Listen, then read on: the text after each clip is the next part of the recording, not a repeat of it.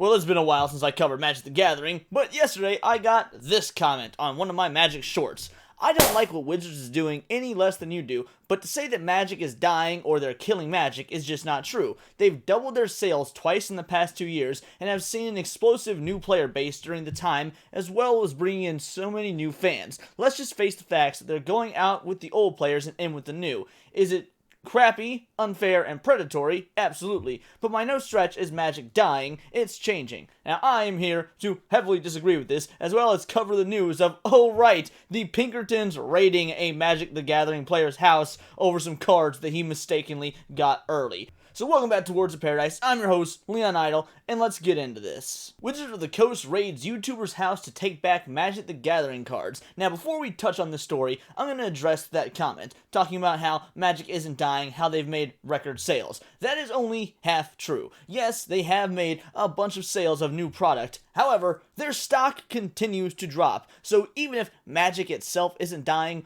Wizards of the Coast as a company and Hasbro in general are absolutely dying, because it doesn't matter how much they sell in Magic, they're losing out in the grand scheme of things. And yeah, Magic is dying because it is killing off its goodwill with customers. You can bring in new customers, sure, that's all well and good, but if you can't sustain that, then yeah, your player base and eventually your game and company are dying. The Dungeons & Dragons movie effectively flopped at the box office when you account for marketing. That is a huge loss. And yeah, Dungeons & Dragons isn't Magic the Gathering, but they're owned by the same company, Papa Hasbro and Wizards of the Coast. The two are intrinsically linked to one another, so if one is failing, hypothetically the other is too, if the company itself is dying. And then when you factor in bad press like Magic 30th and what was going on with the OGL situation with D&D, the half-race kerfuffle, the potential or racism or however you want to define that, and then we have an issue like this one, a YouTuber's house being raided. Let's go over this article. Sometimes you accidentally buy something before it hits the street date, and you get bragging rights with all your friends. And yeah, sometimes this does happen. I actually know a couple of individuals that stores got the Resident Evil 4 remake like a day or two early, and they were able to, they purchased the game early. I don't remember if they were able to play it early because I don't remember if it was like locked behind a release date online or something, but they at least physically got the game a couple days early. Those lucky SOBs. So yeah, this does happen. However, I don't remember Capcom sending private police to confiscate the early purchased games. In the case of one Magic the Gathering streamer, obtaining a box of cards early landed him in hot water with one of the most infamous private security companies in the world. You probably know about Pinkerton if you've paid any attention in American history class, or at least played Red Dead Redemption 2. And yes, for those of you that do not know who the Pinkertons are, think, pre-FBI, a private security team, private intelligence gathering team, that later on they'd be basically the basis for the modern day FBI.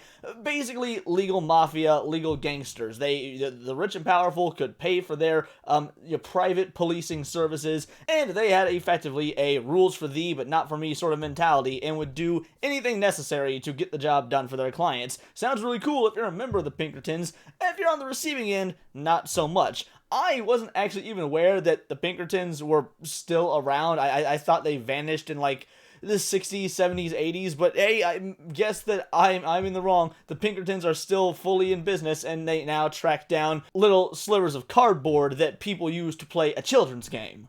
They were founded as a private detective agency, and its agents made history as effective strikebreakers against unions and organized labor. Now most cities have a public police force to intimidate workers. Pinkerton was forced to diversify into other forms of work, including the seizure of Magic the Gathering booster boxes, it seems. A YouTuber known as Old School MTG claimed that he was shooting videos on Saturday morning when Pinkerton agents arrived at his private residence. His dog started barking at something, and his wife answered the door. Pinkerton agents came knocking at the door to recover the stolen product from Wizards of the Coast, which was the March of the Machine aftermath stuff, he said in his video about the raid. Emphasis his. Now, here's the thing. If a company does not want their product on the streets early, I get it. Leaking is bad. I completely understand. It has a release date. In this case, it's not supposed to come out till May 7th, I believe, May 12th, early May. So yes, you do not want people getting that information leaked or people playing with those cards early. You don't want to drive value down or you hypothetically drive market value up for, individual sales cards that shouldn't have even hit the market yet. I understand the mentality of not wanting your product out there early. That being said, summoning in a private police force to hunt down rectangular pieces of cardboard, sending that police force to someone's place of residence when they're just a content creator who, by all accounts that we know of, has never done anything wrong before and has been a big proponent of your game, that seems a bit much. It seems not only like corporate overreach, but also just bad, customer service. The guy goes by Old School MTG, clearly a fan of your product and someone who has probably spent a multitude of money on your product, as well as effectively free advertising for your product. He buys the stuff, talks about it on his YouTube channel, has made a life out of your product. A mistake happens, and what do? Send private police after the dude? This is why Magic is dying, and this is why Wizards of the Coast should die. Why they're dying, and why their death cannot come soon enough. I'm so glad I got to have the creator of the Heaven vs. Hell trading card game on my podcast yesterday, because if anything goes to show you that we need, more games that aren't run by Wizards of the Coast, yeah, now is that time, because, next thing you know, if you accidentally use a racial slur when playing Dungeons & Dragons, if you decide to say half orc or half elf, you're gonna have the Wizards of the Coast get the Taliban and send them to your doorstep. March of the Machine, The Aftermath, is an upcoming 50-card MTG card set that is set to release on, May 12th of this year. It is intended to be a supplement to the March of the Machine expansion, which came out last Friday. The streamer intended to purchase the publicly available expansion set, but somehow received the supposedly unreleased Aftermath set instead. And you know what? That absolutely happens. Sometimes when you've got, warehouses, they're doing a bunch of shipping, they get product early, stuff gets shuffled around, occasionally mistakes happen. I remember when the game Dragon Ball Z Budokai 3 came out, this is many moons ago, to show my age a little bit, on the PlayStation 2, my father, we didn't have a whole lot of money at the time. We weren't reveling in the dollars, but he knows that I'm a huge Dragon Ball Z fan. He wanted to get me that game, and he saw brand new. It's like if not the day it came out, the week it came out, saw a misprinted price label. It was a brand new, unused game for $14.99 instead of $49.99 or $50.99, however much PS2 games were. I believe $50. This one was not $50, it was $15. And you bet your bottom dollar he snagged that, purchased it, and he got that game for me for $15. Sometimes mistakes happen when printing and shipping, and sometimes we, the consumer, get lucky. But once again, Bandai Namco, Toei, Shueisha, they didn't send, any sort of, since they're a Japanese company, I assume they probably use, private ninjas. They didn't send any private ninjas to the humble trailer that I lived in to execute me for being able to go Super Saiyan 4 Goku for $15 instead of $50. No, I moved on with life. I still have the copy of the game to this day sitting on my shelf of my Dragon Ball Z collectibles. So this, to me, again, it is extreme. Old School MTG didn't think that his trading card dealer had intentionally broken the street date trading card dealer. It makes it sound like the dude is hooked on... Then again, Magic the Gathering and card games in general are very addictive. I mean, let's be honest, if you don't... The old adage is true. If you don't want your kids to ever get addicted to drugs, introduce them to MTG or Pokemon or Yu-Gi-Oh! Or basically something that is going to siphon away all their hard-earned dollars that isn't methamphetamine or something to that effect. Because, yeah, calling it a trading card dealer, actually a pretty apt description now that I think about it. Anyway, didn't think that his trading card dealer had intentionally broken the street date, or that anyone involved had dealt with stolen product.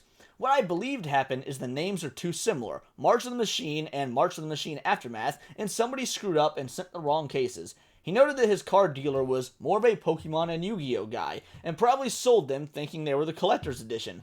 I'm just hoping this card dealer didn't also get Pinkerton agents sent to his door too, because that would be terrifying for a card dealer. I don't, as much as I'm in the trading card scene and love, TCGs, specifically Magic the Gathering, I don't know too much about the seedy underbelly of it. I don't know if there's anyone putting hits out on other individuals for a Gaia's Cradle. That might happen. I don't know. I've never heard of it, but then again, maybe that just means no hit has ever been put out on me, because I don't own a Gaia's Cradle. I do want to say I own Sliver Queen. I'll give it to you if it means letting me live.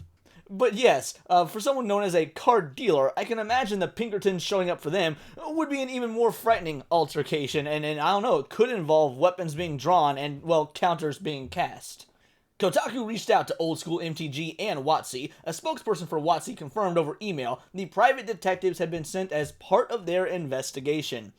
Right, because that is what maybe this is what normal multi-million-dollar companies do, or even billion-dollar companies at this point actually do, as part of an investigation into cardboard, is send private detectives, private police forces, effectively.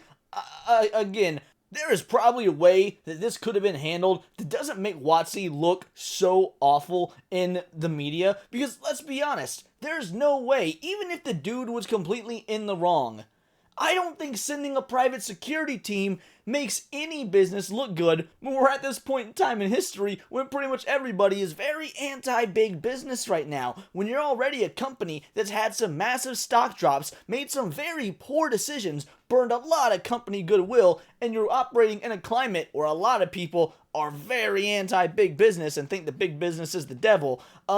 Maybe hiring a private police force like something out of 1984 isn't the optimal route to go if you want to, save face and look good for your customers. I mean, I already have stopped for a long time now purchasing from Wizards of the Coast, but had I not already had stopped that and saw this, I would absolutely be like, alright, well, these Orwellian mofos ain't getting my dollar anymore.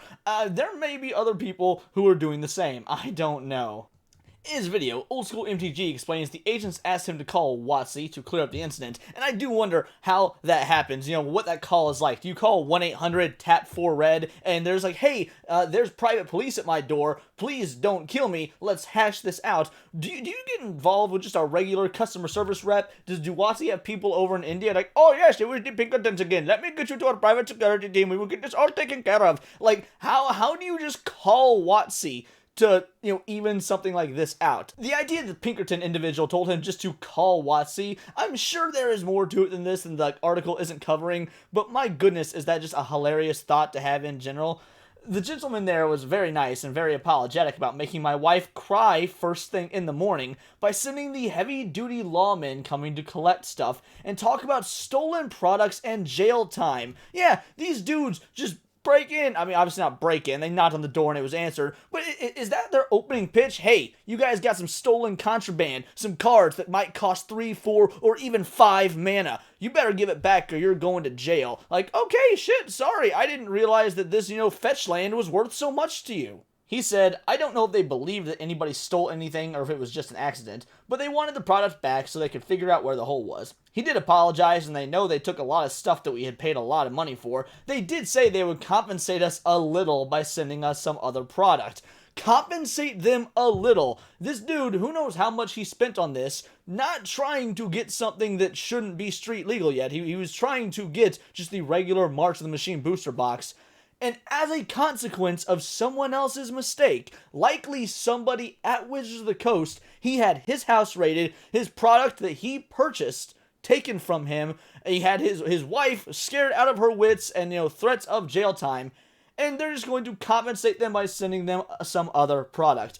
I'm sorry, Wizards of the Coast, that is not good enough. I'm going to speak on the behalf of this individual, because maybe he is just happy to be alive, and frankly, I couldn't blame the dude, but that's not good enough. Has there been a public apology? Maybe there has, maybe there hasn't. The article will let us know, I'm sure, but what are you doing sending private security to people's house to compensate stuff, threaten jail time, and then being like, to make this all up to you, here's some other cards. Like, we'll give you some other cardboard to make up for this cardboard and the fact that your wife might need therapy now. Wow, I feel like this guy deserves a lot more than a few booster boxes after WotC used literal Pinkerton agents to intimidate his family. Exactly. I cannot believe I'm agreeing with Kotaku, but that goes to show you how screwed up Wizards of the Coast, Magic the Gathering, and Papa Hasbro is. They have got me agreeing with Kotaku. Hell has frozen over because me and Kotaku actually have found common ground, and at least that common ground is against Grand Wizards of the Woke. If the detectives knew where the man lived, they could have at least sent a sternly worded letter first. Several YouTube commenters felt similarly and added that the toy company had probably been nice when he called them because he had the grounds for a lawsuit. He likely did. Yeah, if I were Wizards of the Coast, I'd play very nice as well because I do not understand how this is not lawsuit material. Old school MTG seemed to be cooperative with WotC. He asked reposters to take down any clips or screenshots of his Aftermath pack opening video, which he'd removed from his account at the company's request. They apologized for going through the drastic means of sending Pinkertons to my front door, he said. Well, old school MTG, I'm glad that you're so calm about this because I wouldn't be. I don't know how many agents were there, but if there was 2, well hey, that's 2 of the pink, I'd make one hell of a stink. And yes, that is the end of that article, and it just brings me back to the comment that I did receive. I don't like what Wizards is doing any less than you do. Well, clearly you do. I'm sorry, Angelo Rosales. I don't normally call out my viewers, and I do say I appreciate you for commenting. I do thank you for your comment. I appreciate different opinions other than my own, and I'm glad you watched the short.